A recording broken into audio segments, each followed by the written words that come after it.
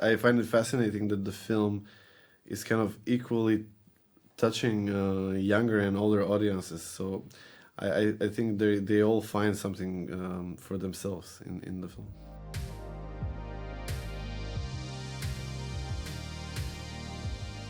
It's a pleasure talking to you. Welcome to Berlin. Thank you for having me. And let's start with something simple. When making a movie about someone who's dreaming about being a DJ and maybe also impress another person, was there ever a moment for yourself where you dreamed about maybe making music, being a DJ, or was it always the film industry? It was dreaming many different things and trying to find what I want to do and who I am. And I think most of the inspiration is coming from kind of a quest of self-discovery in a way. And also trying to fit in a place that kind of sometimes can seem hostile. Not geographically any place, but just I think every young man at a certain age feels that way. It's interesting because when first looking at the movie, at the plot, you think about, there's this young boy trying to be a DJ, living the maybe rave life. But then it's also about this clash of generations. You got the very traditional life in North Macedonia, but you also got these young folks who want to explore the world on their own, from their own perspective. What would you say? Where is the population of North Macedonia at the moment? Where is the society when it's about this clash of different generations? I think it's a global kind of theme, almost expressed more kind of explicitly in this village. But just to give a little bit of a context, so this is a film about a Turkish minority in Macedonia, and then not only that, but it's a film about a minority within a minority. So the Yuruks are kind of like the Amish of the Turkish people. They've been living very very isolated from the rest of the country for centuries, and now the internet, is seeping in it's coming to this village, and a lot of there's a huge gap between the generations where the parents and the grandparents grew up without water and electricity, and the kids have 5G smartphones and TikTok and Instagram and everything that comes with it.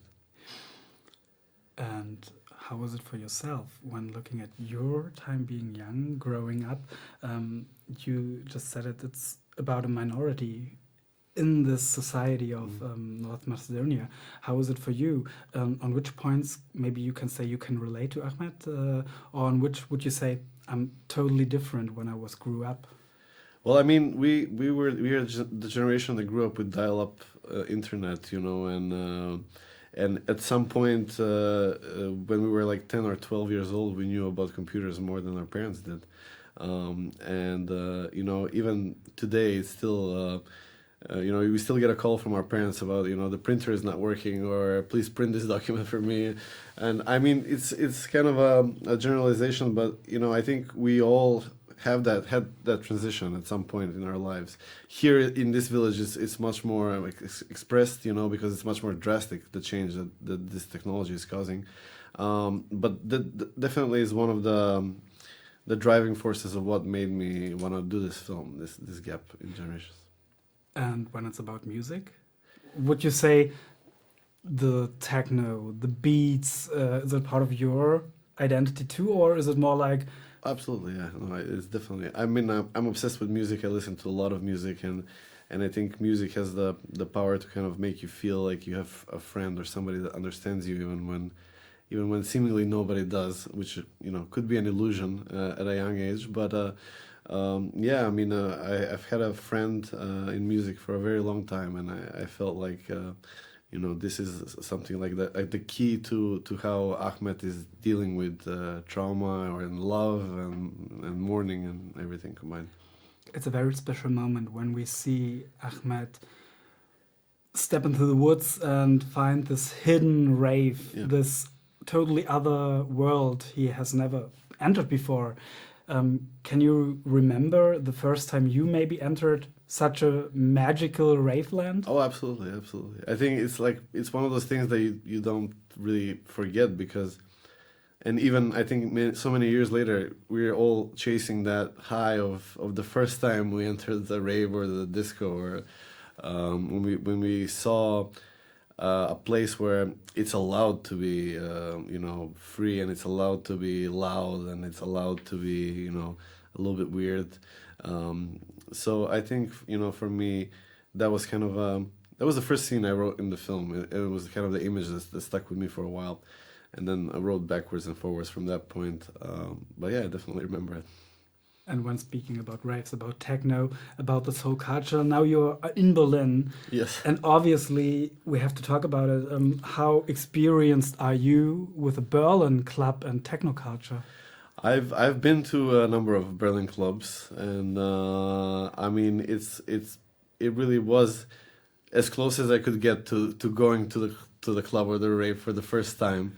And definitely, I heard that I was here in 2018, I think. I heard that it's been tough for the clubs lately, but I hope they survive, because I think there's a special place in my heart for this kind of culture.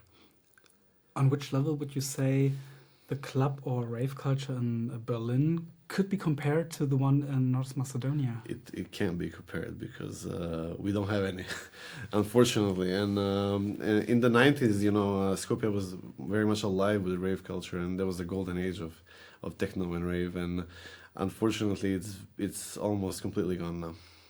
That's sad to hear. Yeah. Maybe a movie like Diđeј Ahmet can help rebuild it, or I doubt it. But I think the new generations have their own way of partying, and it's somehow more introvert than the club culture. But I think they find their own ways, and they make their own clubs, in quotation marks. They make their own places, safe places where they can express. Looking at the movie again, you mentioned the rave scene where he enters this world was the first one you had in mind, also from own experiences, maybe when entering for the first time a rave, a hidden rave or something like that. Looking at what we see in the movie, it's this whole clash. We talked about it, this generational clash, this technological clash, but also this clash maybe of ideas, how to live. Yes. We also speak about arranged marriages, which is probably in Germany not that common. We don't have that for a long time, but also I read it's still a process, especially when I get you right, maybe also in this minority. Yeah, absolutely. I mean, it is still happening. It's happening at a later age than it used to happen. But I think, I think in a way it exists everywhere. It's just packaged differently. Family pressure and kind of guiding people, guiding your children about who they should marry or when they should. I mean, there is a lot of pressure about marriage and young people. So, I mean, I think it's just, I wouldn't say it's the same, but it's the pressure is still there, and I think people can identify with this pressure. Now, it is a story placed in North Macedonia, but I would bet a lot of young folks, even older folks, can connect to the characters, to the story, to this feeling of breaking out of maybe chains which are put on you by society. Mm-hmm. What are you experiencing while promoting this film? What is maybe the main reaction you got from the audiences when maybe also talking to them afterwards? Yeah, I mean, there is a very wide range of emotions and wide range of messages people get from the film. Sometimes even, I'm surprised by what they get from it. But generally, I mean, I find it fascinating that the film is kind of equally touching younger and older audiences. So I think they all find something for themselves in the film. And before we come to an end, one final question. There are a few scenes which, or let me say it, this movie is not only a coming-of-age film, it's a drama. It's also, in some ways, a comedy. Absolutely. It's a music film. So many genres connected. How fun was it shooting it? Also with maybe absurd scenes like the pink sheep we see, which must be a fun look not only in the movie but also on set. Yeah, it was very fun to write it. It wasn't so fun to shoot it because it was very it was a very hard film to make, production wise and logistically wise. You know, just filming in the mountains in very unpredictable weather, working with animals. You know, sheep are not great, you know, partners in filmmaking. Also, you know, we were very lucky with the kids because the kids were really exceptional and really professional in what they do, even though it's the first time in front of the camera. But and also the film is in Turkish and I don't speak Turkish, so that was also a really huge obstacle. But generally, you know, I'm very proud of what we made and that we made it. But I wouldn't classify it as being fun to make. But I have to say thank you for your time. Thank you for being here in Berlin. And I hope, I know you don't have so much time in Berlin, but you can enjoy the club culture as soon as you get here again. Thank you so much. Thank you for having me. Thank you.